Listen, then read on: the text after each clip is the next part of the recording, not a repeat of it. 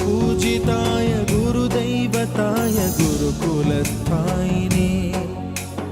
गुरुविक्रमाय गुह्यप्रवराय गुरवे गुणगुरवे गुरुदैत्यकलक्षेत्रे गुरुधर्मसदाराध्याय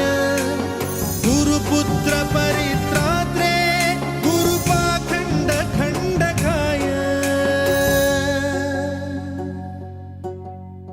गीतसाराय गीततत्त्वाय गीतगोत्राय धीमहि गूढगुल्फाय गन्धमत्ताय गोजयप्रदाय धीमहि